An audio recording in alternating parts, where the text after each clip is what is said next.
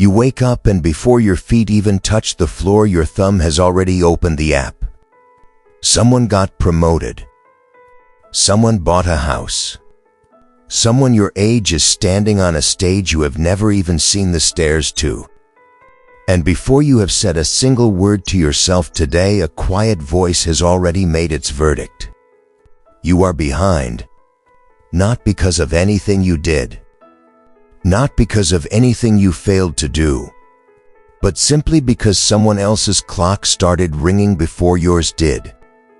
What makes this heavy is not the work waiting for you today. It is the sentence you carry into that work before you even begin. Am I too old for this? Am I too late for this? Am I already behind in a race I never agreed to run? And here is what almost no one stops to ask. Is this feeling really about time at all? Or is it about a measurement your own mind invented and then forgot it invented? Because if you look closely, you will notice something strange. Two people can stand at the exact same age, the exact same stage of life, and one carries it like a weight while the other carries it like a season. So what separates them? It is not luck. It is not timing. It is something quieter than that, something we will uncover together. This is not a search for peace by giving up on ambition. It is not a search for comfort by lowering the bar. It is a search for something rarer, a person who works with full effort and still sleeps at night without war in his chest. Somewhere out there, people are pushing harder than you, and yet somehow they are not drowning in the pushing. How? That is where we are going. Let's go back to where this feeling actually begins. The sentence, "I am behind," was never really about time. It began the moment you stopped measuring your own growth and started measuring someone else's results instead. Somewhere along the way, you stopped asking, "How far have I come from where I started?" And you started asking, "How far have they gone compared to me?" That single shift in the question changes everything about how a day feels. The human brain was not built for stillness or contentment.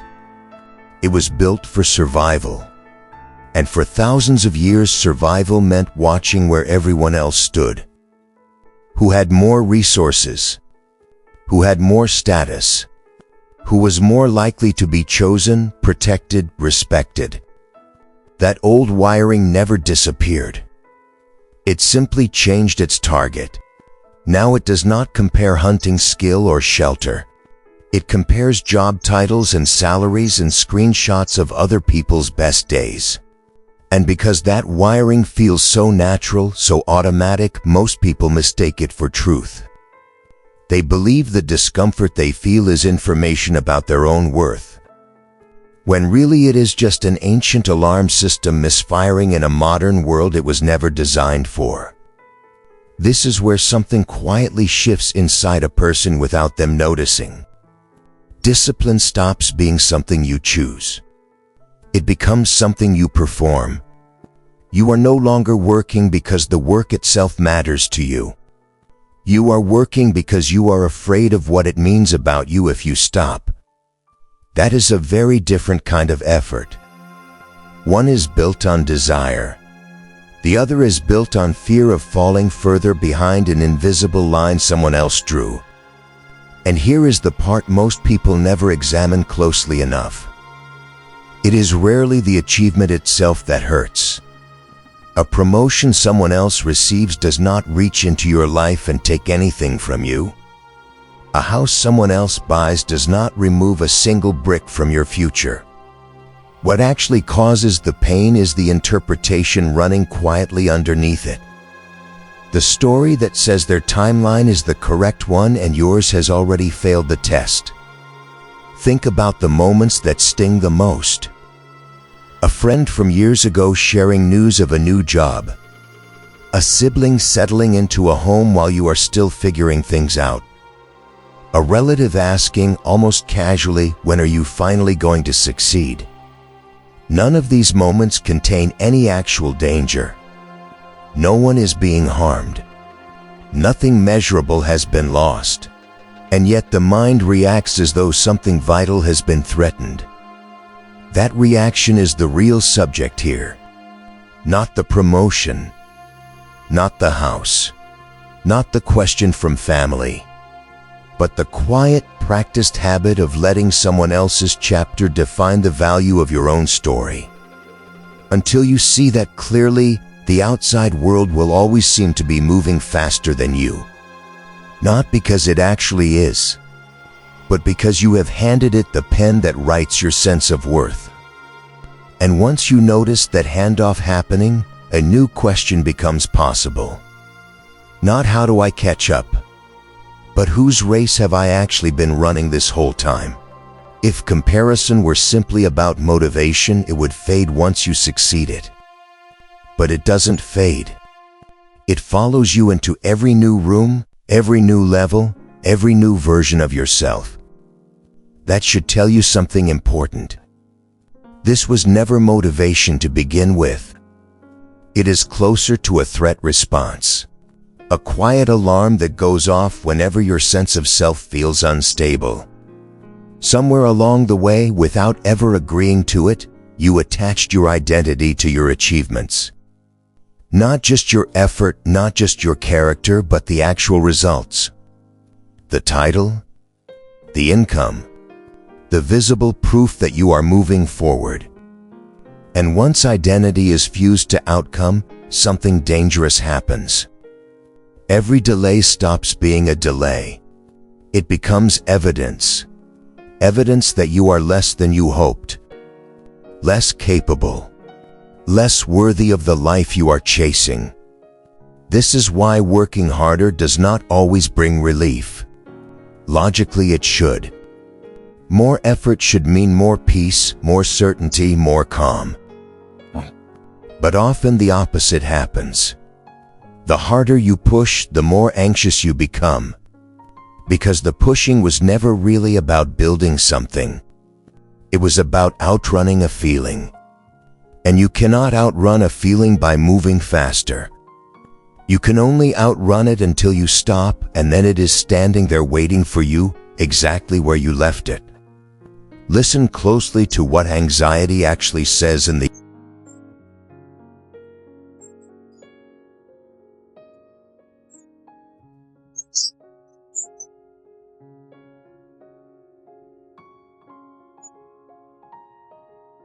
constantly in the background of almost every hour.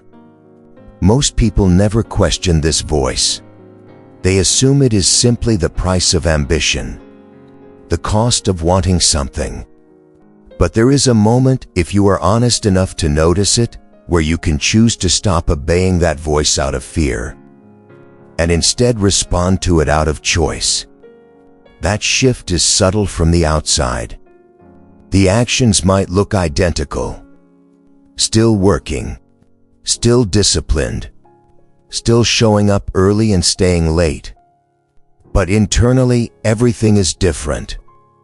One version of you is running from something. The other version of you is walking towards something. And only one of those two people can actually rest at the end of the day. There is a second layer beneath all of this, one that rarely gets named directly. Human beings do not actually crave achievement itself. What they crave is proof of growth. The feeling of becoming, not just having. But somewhere in a world built on comparison, growth got quietly replaced by position.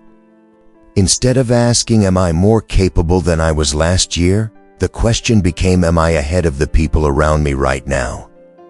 These two questions sound similar. They are not. One is measured against your own history. The other is measured against a shifting crowd that never stops moving. If you chase growth, satisfaction is always available to you because yesterday's version of you is a fixed point you can always measure against. But if you chase position, satisfaction becomes almost impossible because the moment you catch up to one person, someone else has already moved further ahead. That is not a discipline problem. That is a design problem built into the question itself. And until that question changes, no amount of success will ever feel like enough. There is a reason certain ideas have survived for 2,000 years while entire empires have not. They were not built for comfort.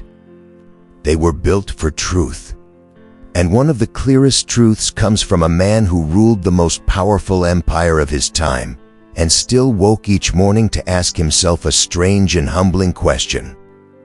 Not how much further ahead is everyone else today, but is my character today better than it was yesterday?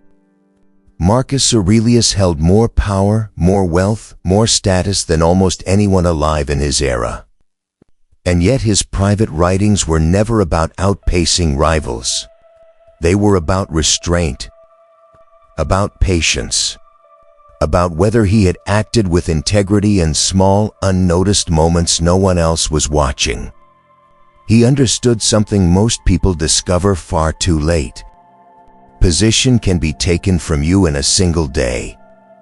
An empire can fall. A title can be stripped away.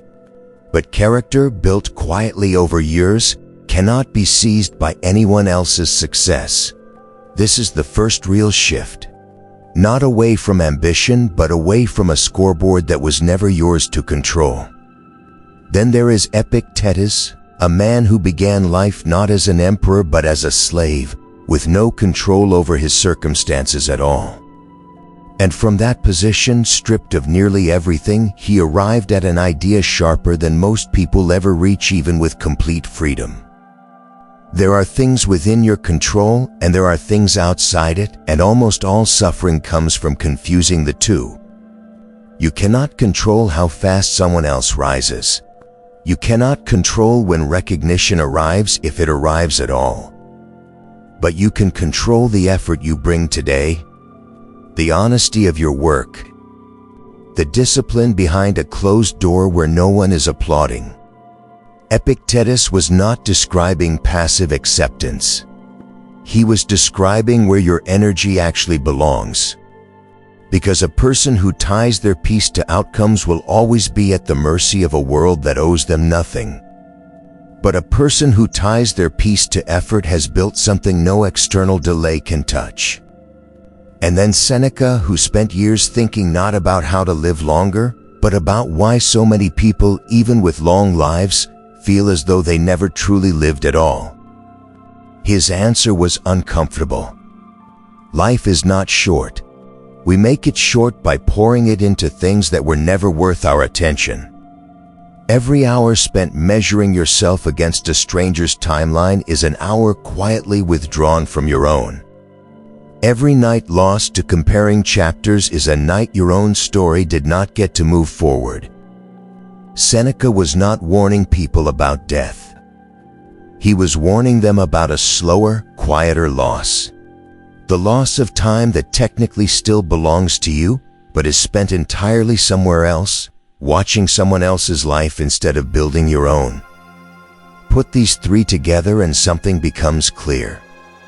None of them are telling you to stop caring. None of them are telling you to lower your ambition or soften your discipline. They are pointing at something more precise.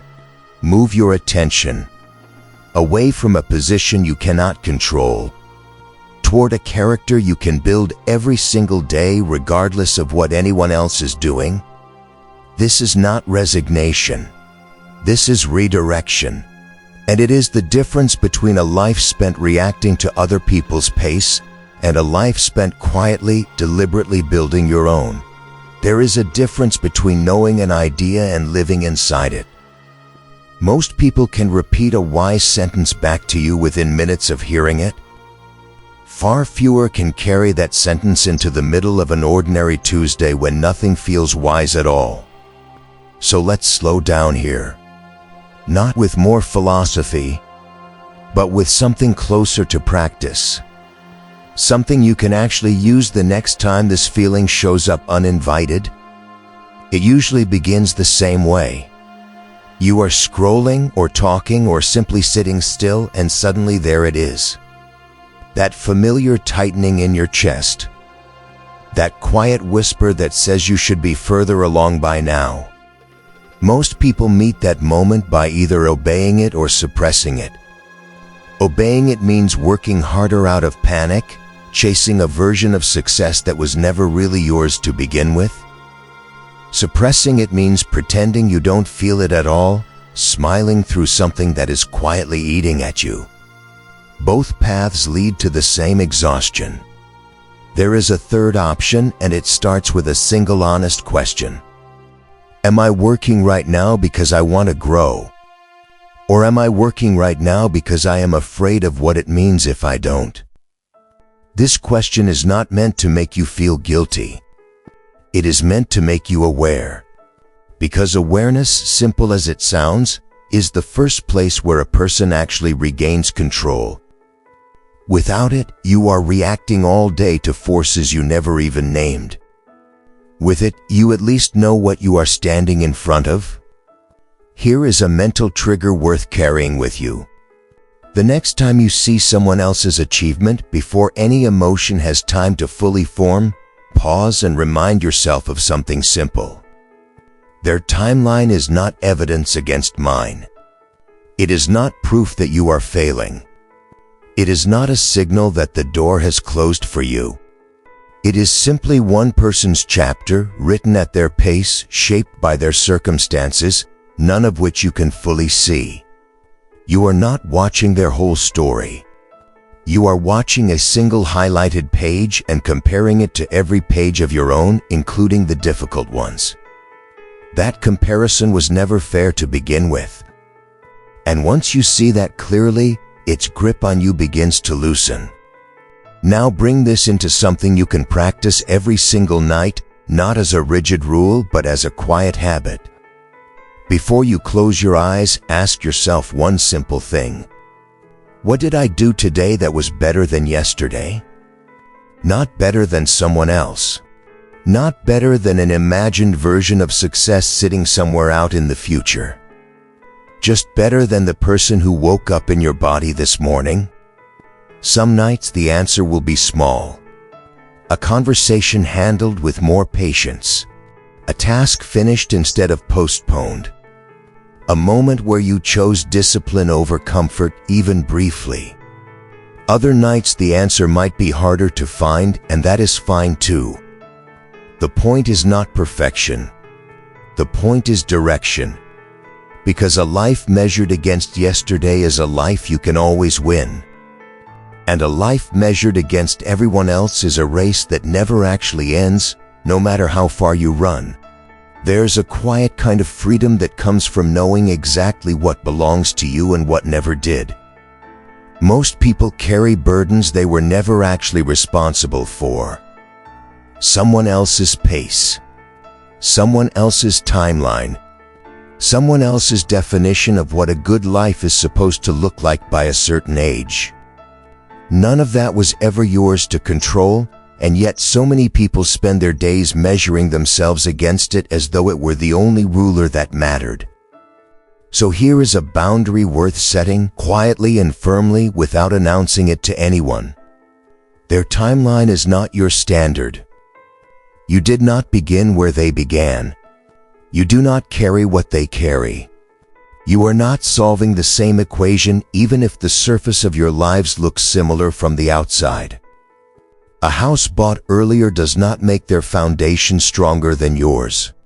A title received sooner does not make their character more complete than yours.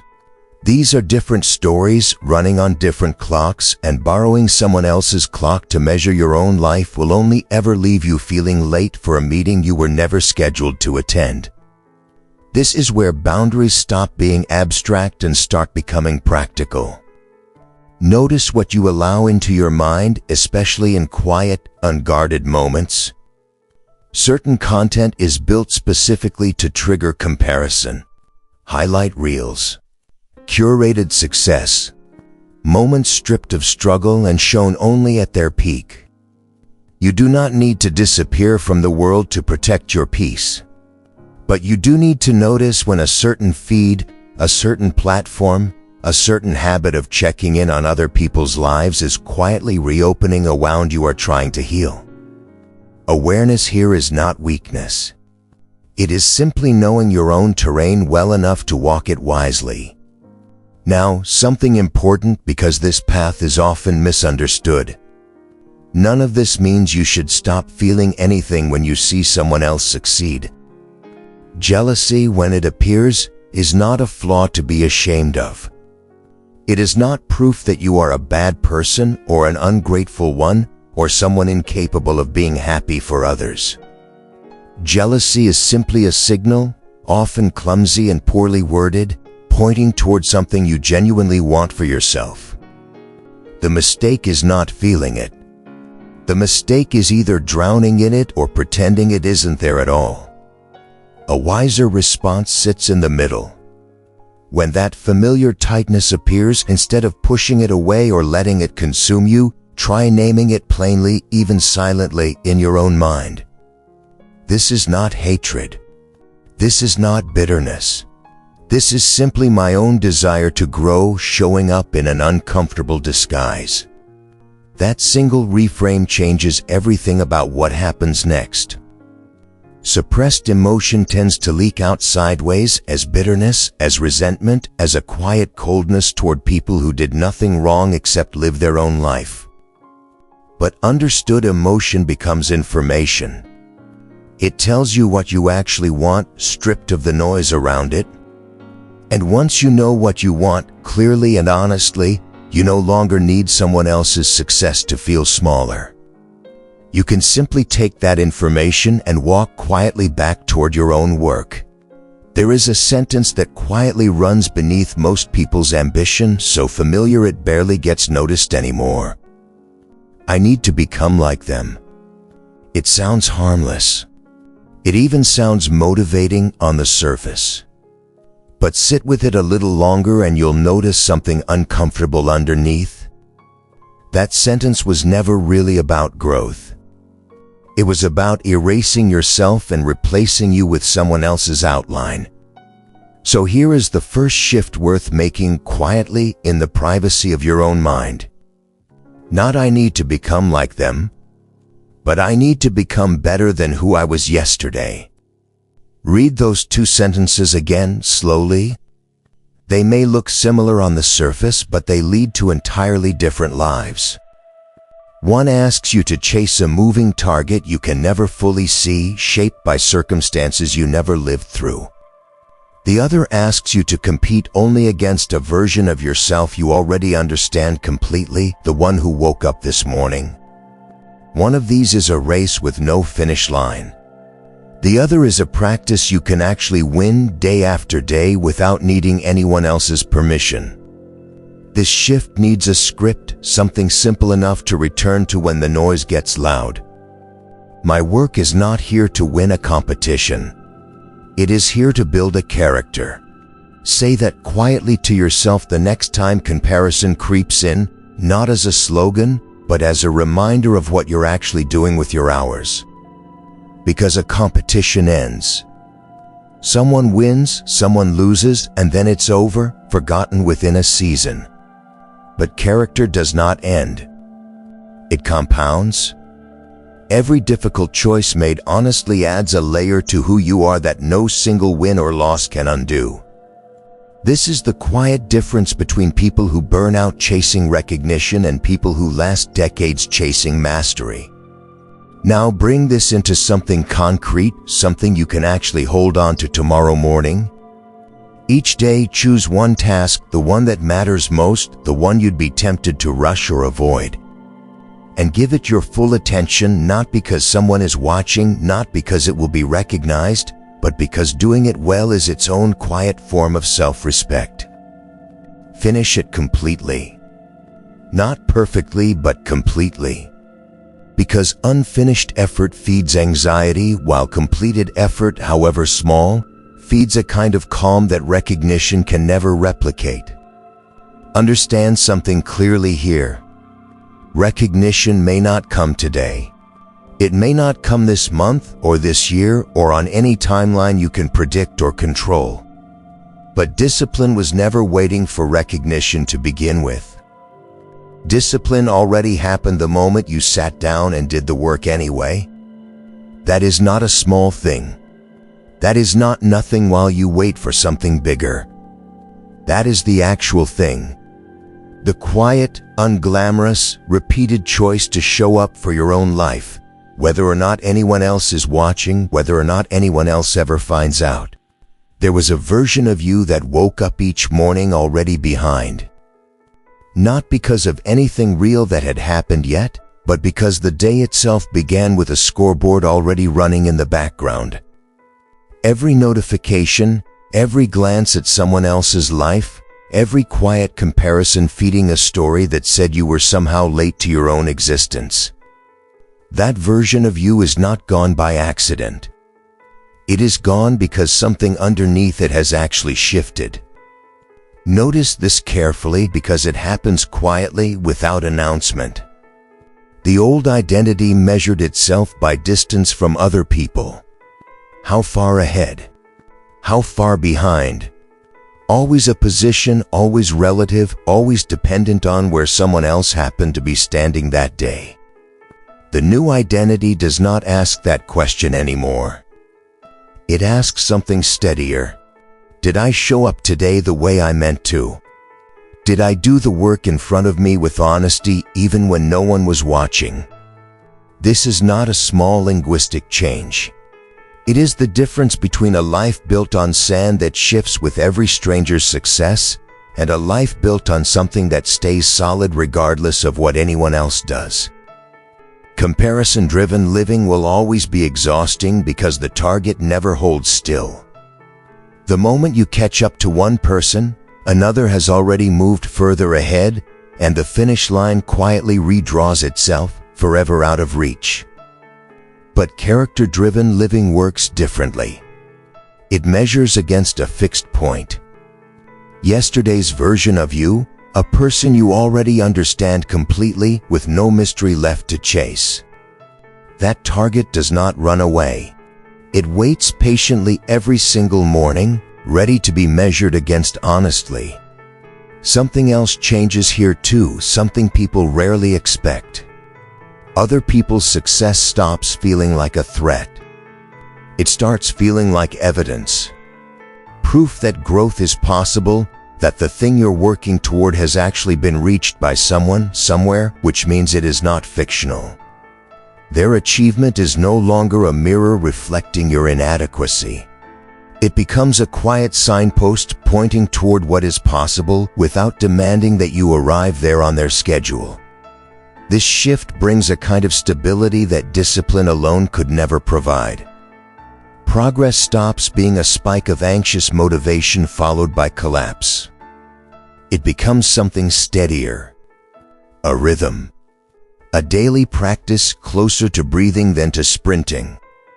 You still move forward, often faster than before, but the movement no longer comes from fear chasing you from behind. It comes from something quieter, pulling you gently from ahead. And this is where real freedom begins to show itself. Not freedom from ambition. Not freedom from effort or discipline or long hours of honest work. But freedom from the exhausting need to constantly check where everyone else stands before you can decide how to feel about your own life. You move at your own pace now. Not slower out of resignation. Don't until you notice it. Not faster out of panic. Simply at the pace that is actually yours, shaped by your own circumstances, your own history, your own quiet definition of a life well lived. And here is what makes this different from mere calm or resignation or giving up on ambition entirely. You have not lowered the bar. You have not stopped caring about growth or excellence or building something meaningful with your time. What has changed is simpler and far more durable. You are no longer borrowing anyone else's clock to measure your own life. You are finally running on time that actually belongs to you. Time was never the thing that got in your way. It never sped past you and it never left you behind. It moved exactly the way it always does, quietly, evenly, without opinion about anyone's timeline. What actually slowed you down, what actually made certain mornings feel heavy before they had even begun, was comparison. A borrowed measuring stick held up against a life it was never designed to measure. Discipline does not work that way. Character does not work that way. They do not care how fast the person next to you is moving. They simply ask quietly every single day whether you showed up honestly for the work in front of you. And slowly, without any dramatic turning point, that quiet consistency becomes the thing that carries you forward long after motivation has come and gone. So tomorrow, when your eyes open before the rest of the world has had its say, there will be a choice waiting, small and easy to miss. You could ask how far ahead everyone else has already gotten. Or you could ask something steadier. What is the best way I can show up for my own work today? One of those questions will exhaust you before breakfast. The other will quietly build a life you do not need to escape from. Walk your own road. Let other people walk theirs without needing their pace to explain your worth. But never lower what you ask of yourself. Never trade honest effort for comfort just because no one is watching. Live by that standard, quietly and consistently, and something will shift that no amount of catching up ever could. Time will stop feeling like something chasing you from behind. It will start feeling like something walking beside you, patient, steady, finally on your side.